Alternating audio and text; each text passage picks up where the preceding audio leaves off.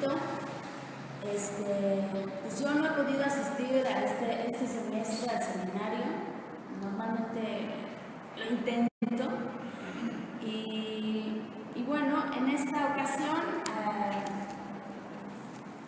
pues me fue solicitado que me encargara de la última exposición, que es lo que corresponde al apéndice del libro 16 Tesis de Economía Política de Enrique Dussel, y que corresponde a una introducción que escribió Dussel para un libro, un cuaderno, el Cuaderno Tecnológico Histórico de 1851 de Marx. De hecho, ese libro salió, me parece que en el 84, por ahí. Y entonces, bueno, básicamente creo que sin corrección salió el texto nuevamente impreso en esta edición de las 16 tesis. Bueno, en realidad yo no había trabajado el tema de la tecnología. Creo que es un tema que en general la filosofía de la liberación nadie le ha entrado como tan de frente, y para mí fue muy interesante, ¿no? Realmente captar la importancia del tema de la tecnología creo que es algo que no se puede eludir, sobre todo en este siglo XXI.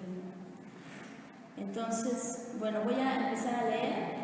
Me gustaría como ir haciendo pausas, y no sé muy bien cómo están organizados aquí en el seminario, pero si a alguien le surge como una inquietud a mitad de la lectura, yo no tengo ningún problema en que se me interrumpa para comentar, ¿no? Porque es la idea.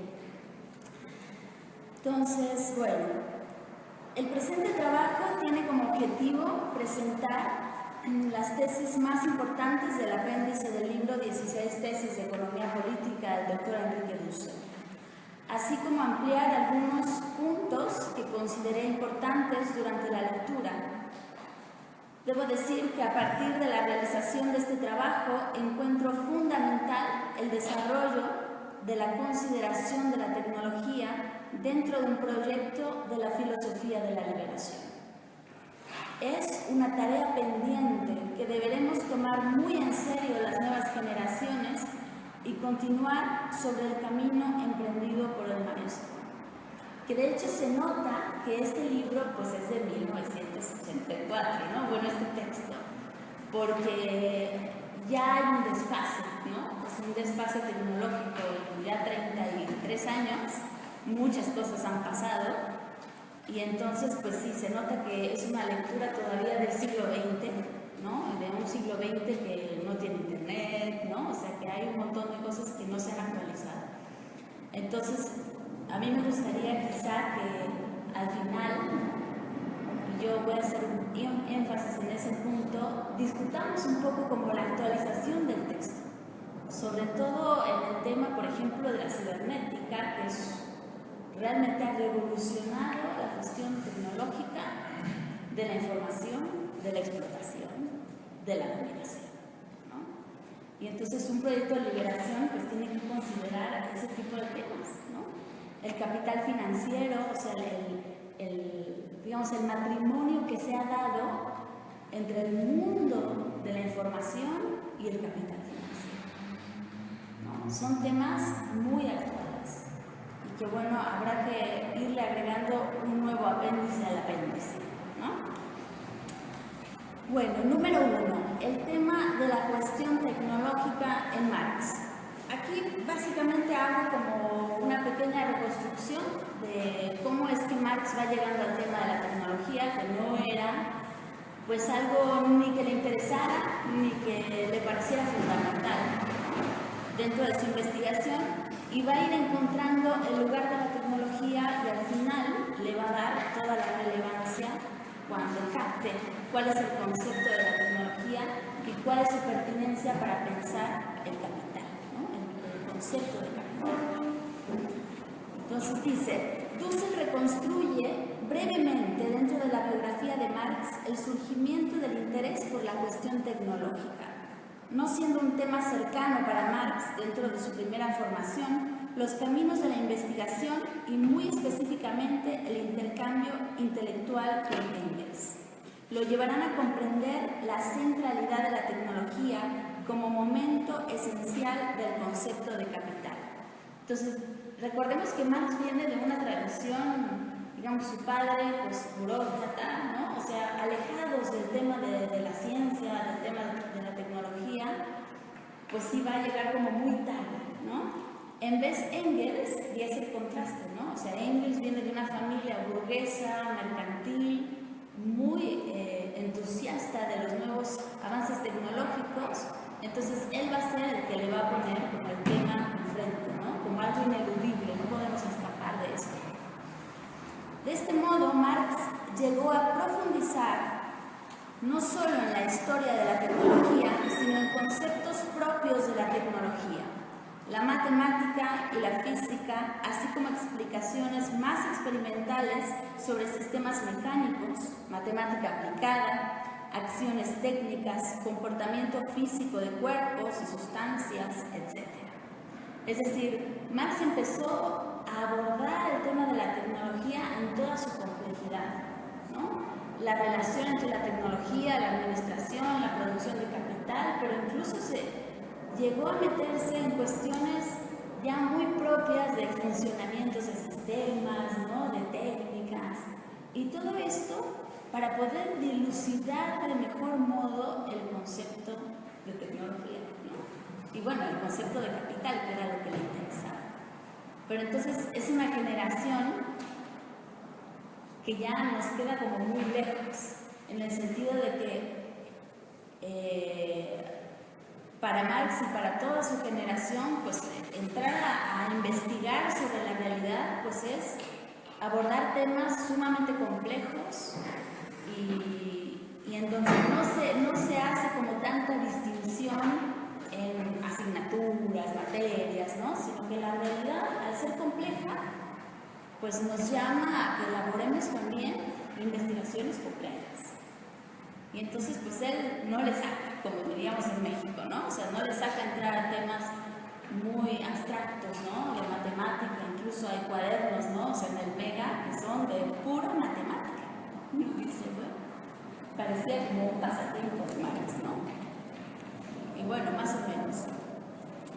Pero todo eso le va a ayudar precisamente a todos los ejemplos que él va a ir dando a medida que va construyendo el capital, ¿no? O sea, su capital está lleno de ejemplos y matemáticos y cosas sencillas, pero que sirven pedagógicamente para quien va introduciéndose en el tema a captar como,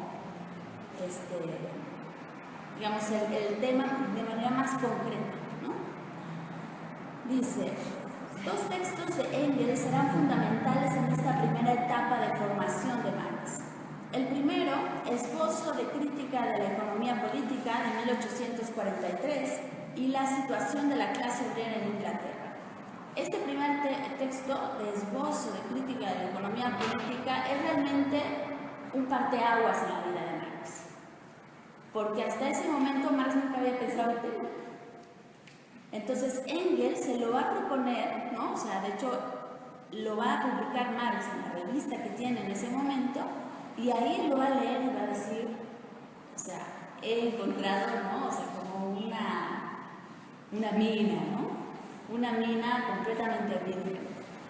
Y entonces de ahí es que él va a perfilar el proyecto de investigación sobre el capital, muy poco a poco, ¿no? Respuesta a este texto del Esbozo va a ser lo que conocemos hoy como la contribución a la crítica de la economía política, ¿no?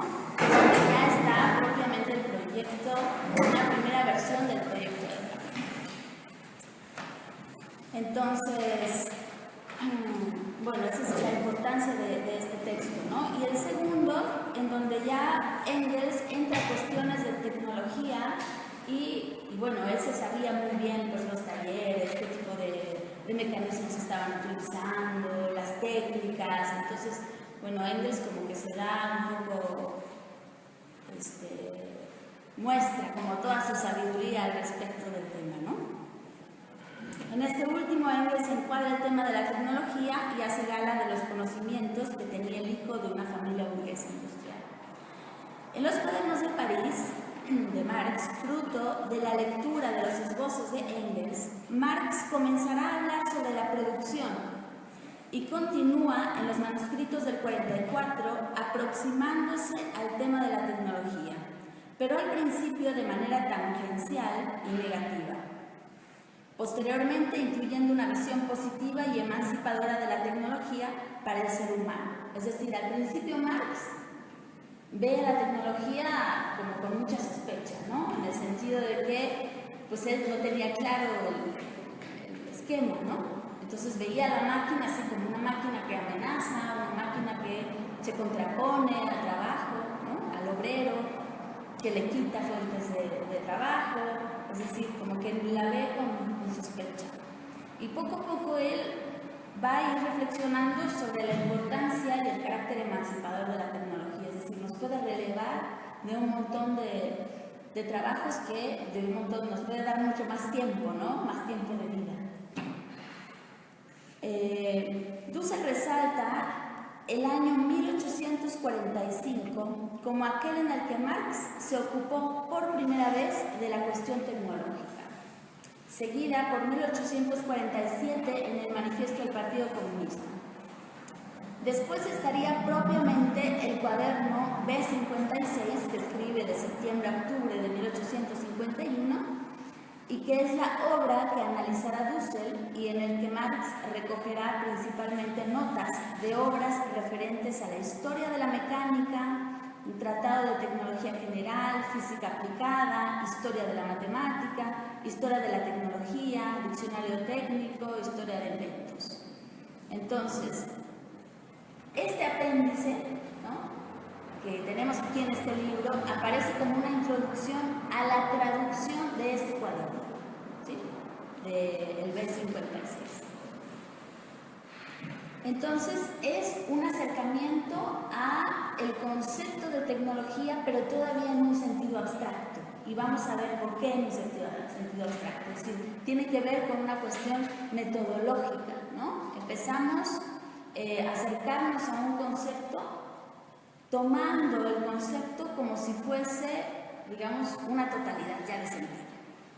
Aunque no lo sea, es decir, después vamos a descubrir que está inmerso en una totalidad más concreta, etc. Pero al principio el modo de entrar a un concepto es de manera abstracta, ¿no? Ahorita se va a ir aclarando un poquito más ese tema. Finalmente, estaría una sección de los manuscritos de 1861-1863, en donde Marx ya presenta una reflexión explícita sobre la tecnología y el capital, exponiendo la función de la tecnología como medio de trabajo.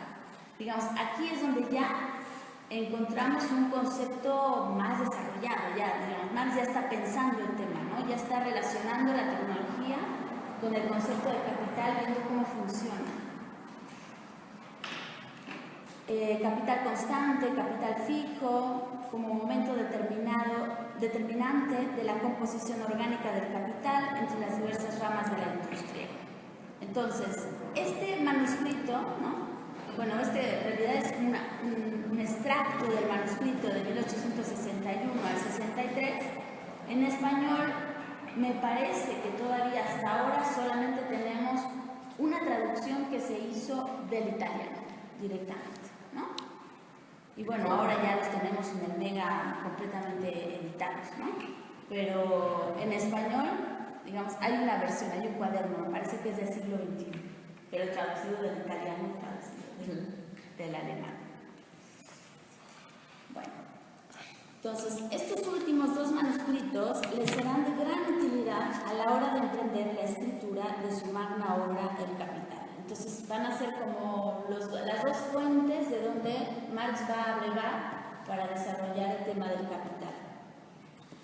El primero, para dar ejemplos y profundizar en temas especializados cuando la exposición pedagógica lo requiere, y el segundo como laboratorio de los conceptos a desarrollar dentro de la crítica de las categorías de la economía política burguesa. Dussel refiere el hecho de que después de que Marx ha hecho toda esta revisión bibliográfica, a a propósito del tema, en El Capital afirma que no existe una historia crítica de la tecnología hasta ese momento. Entonces, bueno, Marx ha hecho esta revisión y dice, digamos, todas estas historias que me he leído adolecen de algo, ¿no? O sea, tienen un problema, no expresan realmente cuál es el concepto de tecnología. Entonces, digamos, él lo toma ahí como un trabajo pendiente a desarrollar en el futuro. A lo cual se sumaría una teoría general de la tecnología, que tampoco la hay. Dussel toma el reto, ¿no? Y es parte de esta reflexión que él hace en este apéndice. Y avanza un poco más indicando cuál debiera ser el desarrollo total del discurso que exponga una teoría general de la tecnología desde el método que Marx propone. Entonces, este texto de Dussel está aventurando ya como un proyecto de investigación. Se está diciendo, esto es lo que hay que hacer, hay que seguir estos pasos para que, digamos, lo hagamos de acuerdo al método que Marx está siguiendo en El Capital, y entonces como que él marca ya una ruta y lo deja ahí, digamos, nada más sugerido, indicado a realizar en el futuro, ¿no? Entonces, un poquito voy a hablar sobre ese mapa, digamos, en qué consistiría y bueno, tratando de ver cómo se podría ahora actualizar. ¿Alguna duda hasta aquí? ¿Algún comentario? ¿No? Okay.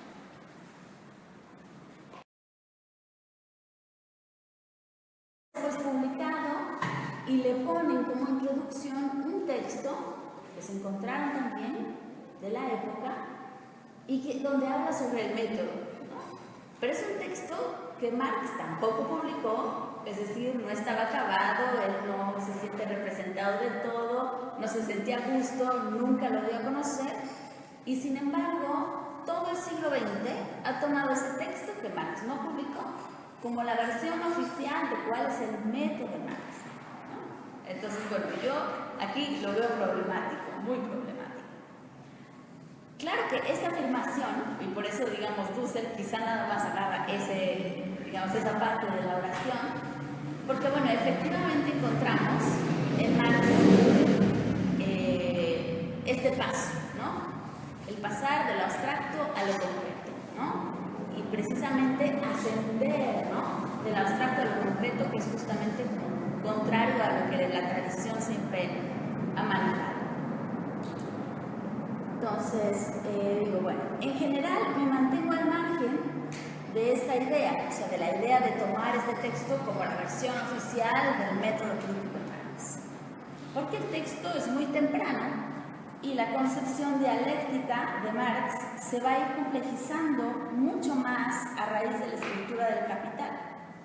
Entonces, digamos, hay aquí, sí, algunos esbozos, cosas que seguro Marx va a mantener, ¿no? Pero es realmente una sugerencia todavía del método, porque todavía no ha producido su obra fundamental, entonces no podemos decir que tuviera clara la figura, ¿no? Recién después que ha terminado, que el tomo 1 vuelve, ¿no? Y encontramos pues la teoría del fetichismo, ¿no? El capítulo 1, súper denso, muy metodológico, pero ya es una actualización, o sea, ahí ya está diciendo cosas mucho más fuertes y mucho más complejas que simplemente lo que se esboza en esta introducción.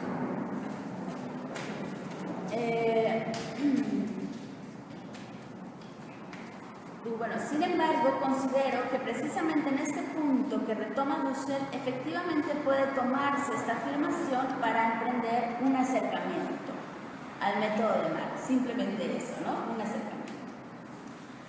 Pero como bien señala Dussel, el método no se queda allí, no solo se asciende de lo abstracto a lo concreto, sino que una vez que se arriba a la totalidad concreta, se emprende un nuevo descenso, el viaje de retorno, dirá Marx, para volver al contenido concreto de aquel concepto con el cual se comenzó y que parecía abstracto. Bueno, termino de leer al punto y me detengo un poco para aclarar esto, ¿no? Después del descenso aparece situado en la totalidad concreta y con ello plenamente explicado. Entonces, bueno, yo les puse ahí el esquemita, se los reproduje, es el esquemita que utiliza Dussel en el texto. Y entonces, bueno, lo voy a poner en el pizarrón. Sería, bueno, en este momento 1, que es lo abstracto.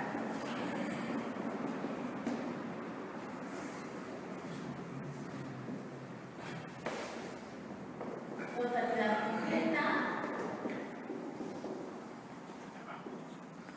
2. Y un descenso.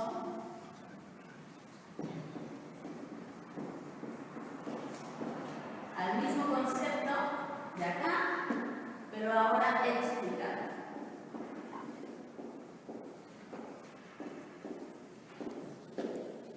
Entonces, aquí el concepto que estamos trabajando es el de tecnología, ¿no?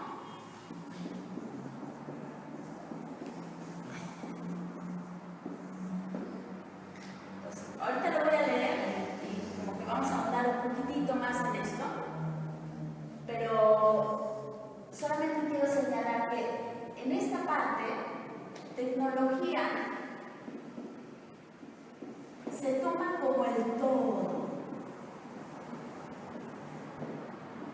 Sabemos que la tecnología, bueno, es un concepto entre un montón de conceptos, ¿no? Pero este primer acercamiento, como es abstracto, va a tomar este concepto como si fuese lo único. ¿Qué es lo que pasa cuando tenemos, por ejemplo, un científico, ¿no? Un ingeniero, que toma la tecnología en sí misma, ¿no? O sea, no se pone a hacer una disquisición de cuál es el lugar de la tecnología con la economía o con la administración, no le importa. Simplemente él va al tema de la tecnología, quiere saber si funciona bien o no funciona bien, es decir, se sumerge dentro del concepto que es totalmente abstracto, porque es uno en un mundo muy complejo y se lo toma como una totalidad. No tiene que darle cuentas a nadie, no tiene que hablar con explicar las implicaciones de la tecnología en otros ámbitos, en otros campos del saber. Le basta con atenerse a la tecnología en sí misma. Entonces, esto es el primer acercamiento que tenemos de los conceptos, ¿sí? Tomados en sí, ¿no? O en cuanto tales, ¿no? Va a decir Marx por ahí en algunos momentos. Después, va a realizar este ascenso. Este ascenso va a significar, ahora sí, relacionar la tecnología con la totalidad. Entonces, realmente tenemos una figura mucho más compleja, o sea, tenemos un mundo en donde la tecnología es una parte, ¿sí? Es una parte que se relaciona con el todo de muy diversas maneras. Entonces, ¿cuál es el contenido de la tecnología? Esto es un poco complicado de explicar, así en pocas palabras, porque, digamos, presupone, en este caso, por ejemplo, la dialéctica de Hegel. Cuando se trata de dar cuenta de un concepto, ¿cuál es el contenido de un concepto? El contenido de un concepto es todas las relaciones en las cuales está inmerso este concepto. O sea, el contenido del concepto es su lugar en el mundo, es su lugar en medio de una totalidad sumamente compleja. Entonces, aquí sí tenemos que dar cuenta cómo se relaciona la tecnología con la economía, con la política, con la administración, con la biología, etcétera, etcétera, etcétera. ¿Sí? Entonces, si aquí se tomara la tecnología como un todo, ¿no? O sea, se toma lo óntico, ¿no? Lo que nos aparece así enfrente, ¿no? y lo tomamos así, al margen de la realidad. Ahora se trata de que situemos este concepto que es la tecnología, pero ahora en el mundo, ¿sí? Entonces, ubicando este lugar que ocupa la tecnología, digamos, estamos accediendo realmente a la totalidad, ¿no? Estamos accediendo a una concepción más completa de la realidad, porque la realidad es así, completa, ¿sí? O sea, está aconteciendo todo el tiempo. Después se va a dar, ¿no?, un nuevo descenso. Y es aquí donde va a entrar ya el tema del capital.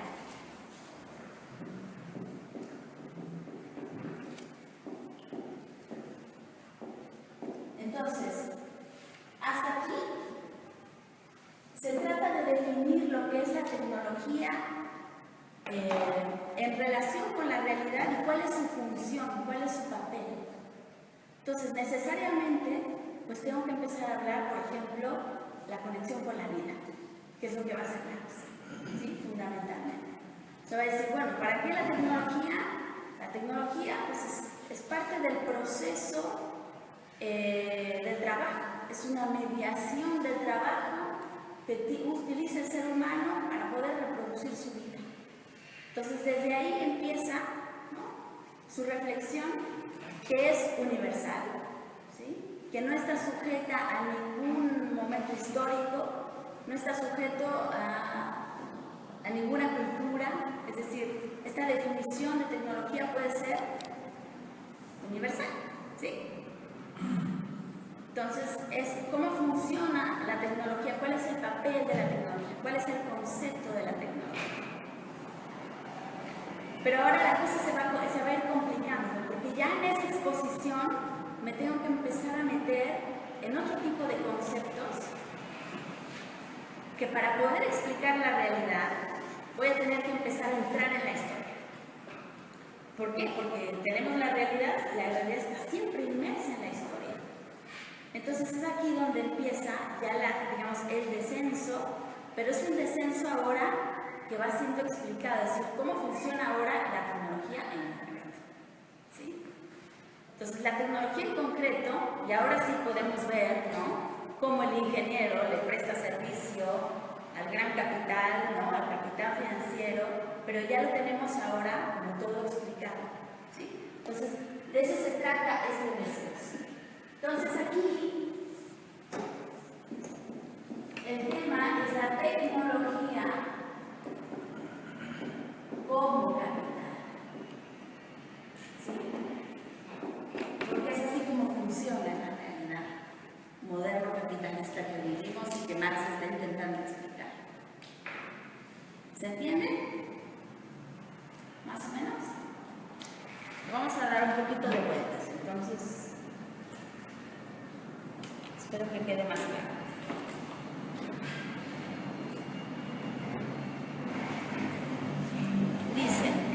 Momento abstracto. 1. La tecnología es considerada un todo, tecnología como tal. La tecnología en un nivel tal de abstracción sería donde se sitúan el tecnólogo o el ingeniero, haciendo por ello abstracción de numerosas determinaciones reales, ideológicas, políticas, económicas, es decir, todo esto me interesa, ¿sí? La ideología me interesa, la política me interesa la tecnología como tal, cómo funciona, cómo se mueve, ¿sí? Cómo funciona el sistema constructivo, ese tipo de cosas. Más adelante continúa Dussel. El cientificismo o tecnologismo abstracto es aquel que pretende real el nivel de lo abstracto como abstracto.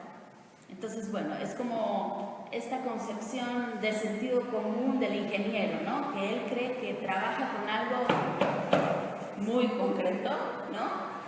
Y que él cree que tiene los pies muy bien puestos en la tierra porque está trabajando con la máquina ahí, ¿no? Pero lo que va a decir Marx es que ese es el momento más abstracto de todo, porque no sabe el ingeniero dónde está parado, ¿sí?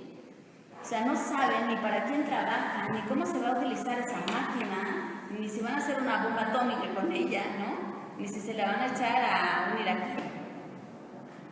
Ni le interesa tampoco al ingeniero, al tecnólogo, ¿sí? Entonces, pero ese modo de presentarse de la ciencia siempre es bajo una inversión. O sea, pareciera que la filosofía, por ejemplo, ¿no? O sea, esta reconstrucción de la totalidad concreta, pareciera que es lo abstracto, ¿no? Para el tecnólogo es así. Cuando en realidad el abstracto es el tecnólogo, que no sabe para qué sirve lo que está haciendo y dónde se sitúa lo que está haciendo, ¿sí? Digamos, se queda con una parte de la realidad y piensa que esa parte de la realidad es la totalidad de la realidad.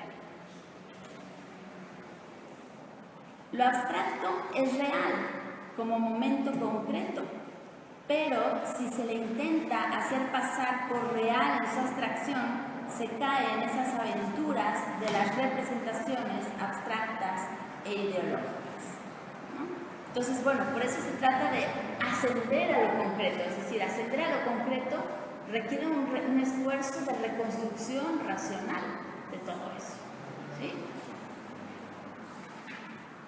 Y eso significa también, esto es muy importante, se asciende porque la totalidad concreta solamente se va a iluminar a partir de la integridad. ¿Sí? Es decir, hay que reconstruirla. Esa reconstrucción es racional, no la encuentras en ningún lado. Y sin embargo, está presente como una ausencia que está determinando todo, ¿no? Entonces es el ejemplo que siempre pone Dussel, ¿no? De el salón de clases, ¿no? O sea, cómo hay una idea pedagógica que está aquí, ¿no? Está aquí, está en todos lados, está en la silla, en cómo están construidas, en las mesas, en todos los elementos que tenemos, está presente la idea pedagógica, de que estamos aquí en un acontecimiento académico, ¿no? Y todos más o menos sabemos cómo funciona y podemos manejarnos, y sabemos, bueno, hay ciertas como reglas, ¿no? Y eso no se dice, y sin embargo está determinando la realidad por dentro. Entonces la idea no es lo más alejado de la realidad, sino por el contrario, es lo más interno de la realidad. Y precisamente lo que le da concreción a la realidad. O sea, el hecho que las cosas estén dispuestas así como están, responden a una idea que está operando al interior de esa concreción. ¿Se entiende eso? ¿Sí? Entonces, bueno, totalidad concreta. La tecnología es considerada parte de un todo, parte del trabajo, de la producción, mediación para, ¿no? Entonces la tecnología ahora la empezamos a relacionar con todo lo demás. Dice, aunque esta consideración es menos tecnológica, es más real. Claro, porque ya no estamos hablando de fuerzas, de sistemas constructivos, ¿no?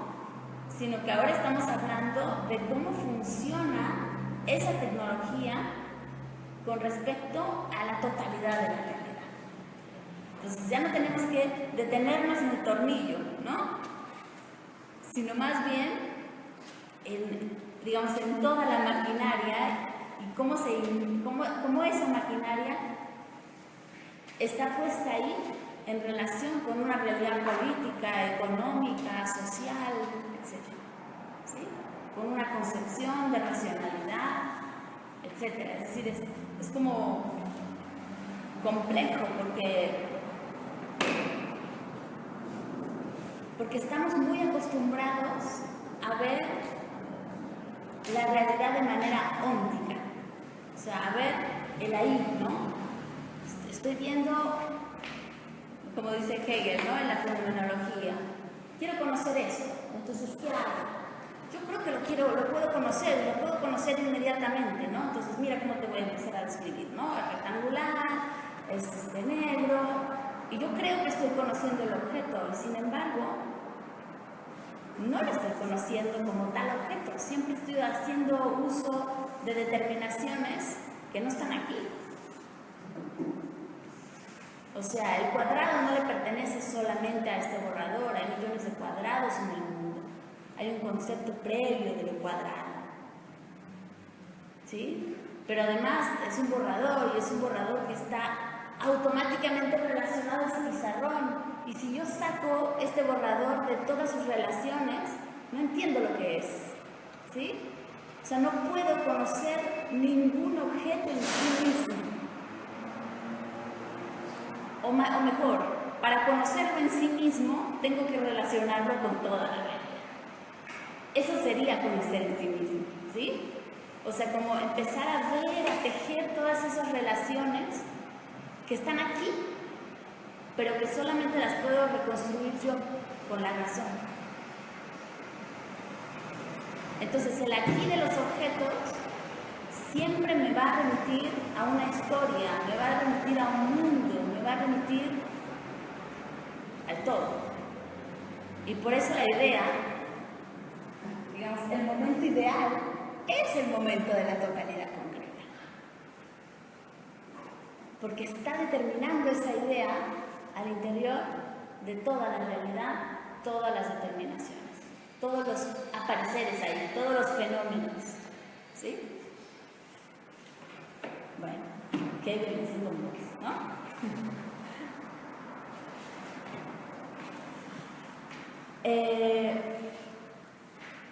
La tecnología no es un fin en sí, sino un medio para. Entonces, esta es la idea, ¿no? Y esta misma afirmación se podría utilizar para cualquier concepto, ¿no? O sea, porque nada se puede definir en sí, sino siempre en relación, como mediación de otra cosa. Y cuando entonces empezamos a tejer esas relaciones, se nos iluminan, ¿no? Todos los objetos, todos los conceptos. Concreto explicado. 3. Estamos en el tercer momento, ¿no? La tecnología es capital. Capital mismo, un momento esencial, fundamental del capital en general. La tecnología es capital cuando ha sido subsumida en una totalidad concreta que le cambia de naturaleza. La tecnología, en cuanto capital, ha sufrido una subsunción ontológica. El capital es entonces la totalidad concreta que se pone ahora como fundamento, como el ser que aparece bajo diversas formas o fenómenos.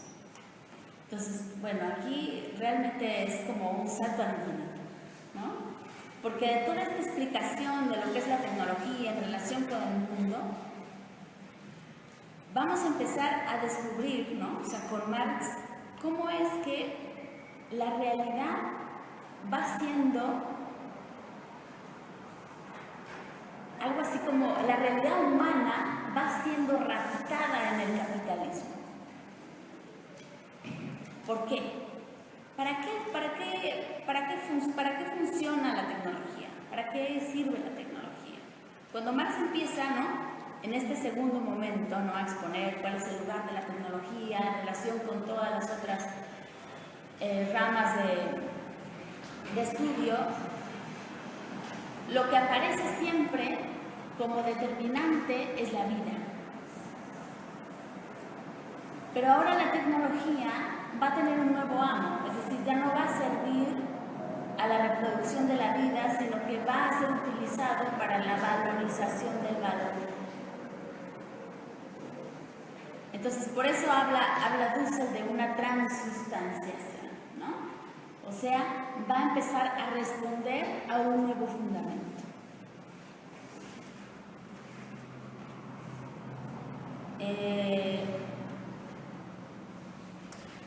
A ver, a manera nada más como de esquema, espero que se entienda con esto. Si nosotros pensamos en cómo es el circuito natural, esta es una expresión de Finkelham. Finkelham habla de circuito natural de la reproducción de la vida. Dice, el ser humano, para poder vivir, necesita entrar en una relación metabólica con la naturaleza, ¿sí? Necesita relacionarse con la naturaleza y a partir de la naturaleza reproducir su propia vida. Entonces, para poder reproducir su propia vida necesita del trabajo. Entonces, a través del trabajo uno transforma la naturaleza y se reproduce.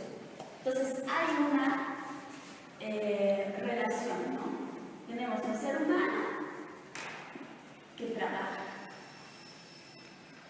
Y ese trabajo le permite al ser humano desarrollarse, ¿no? Y por eso algo más grande. Porque además dice Marx, el ser humano no solamente produce lo que consume, sino que tiene esa capacidad de producir siempre más de lo que consume. Y esa es una cualidad que no está solamente en el ser humano, es decir, no es que somos algo así como, bueno, sí, somos un milagro, pero es algo propio de la naturaleza. La naturaleza siempre produce más de lo que después se va a reproducir como propia especie, ¿no? Que es el ejemplo que yo siempre pongo. Todos los árboles, ¿no? Producen un montón de semillas, pero no todas esas semillas se van a convertir en árbol. No. Una parte se convierten en árboles y otra parte son como donación, ¿no? O sea, como donación a la reproducción de todo el medio ambiente. Entonces hay como un proceso de autoproducción, autorreproducción, pero también un proceso de desbordamiento de la vida, ¿sí? Entonces el ser humano es igual, o sea, puede producir lo que él necesita consumir y puede seguir trabajando. Tiene esa capacidad. Entonces, por eso, precisamente, se va a dar, pues, el desarrollo de la historia, ¿no? O sea, por eso tenemos cultura, por eso tenemos acumulación de ciencia, de tecnología, ¿no? Sí, la historia tiene que ver con ese excedente que se va produciendo y se va acumulando en el tiempo y en el conocimiento de la humanidad. Pero, digamos, esto es así. Aquí en China, y en todo, digamos, siempre ha sido así. Pero en el capital, esto va a ser raptado, ¿sí? Entonces, vamos a tener ahora un capital que va a utilizar a un ser humano y lo va a poner a trabajar, ¿no? Con eso, el ser humano no puede desarrollarse, es decir, no puede ser el ser humano más grande, ¿no? O sea, no puede acumular ese excedente, sino lo contrario. Va a haber como una reducción, ¿no?, de las posibilidades de desarrollo del ser humano. Y precisamente porque le ha quitado ese excedente, ahora quien crece es el capital, ¿sí? Entonces, va a decrecer la capacidad del ser humano y en esa misma medida el capital va a empezar a crecer. Entonces, la tecnología va a estar en este momento, ¿no? En ese momento en el cual se le va a robar, ¿no?, al ser humano aquello que ha producido y se le va a dar solamente aquello que le permite reproducir la pura fuerza de trabajo. O sea, que el otro día esté igual de hambriento, ¿no?, en las mismas condiciones que antes para ir a la fuerza. Pero eso no es humano. O sea, la simple reproducción no le permite al ser humano desarrollarse. ¿Por qué? Porque el ser humano necesita algo más, ¿no? Y es esa dignidad que le da, ¿no?, el poder reproducir su vida y estar tranquilo, ¿no? Entonces, como no está tranquilo, pues no puede seguir desarrollándose. Entonces, toda la realidad va a empezar, ¿no?, como a ser captada por este capital, que va a ir subsumiendo dentro de sí todos los momentos y todas las determinaciones de la producción.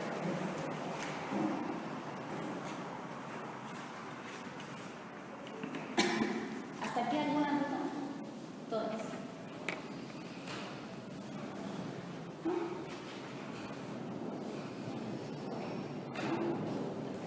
¿Algún comentario? Bueno.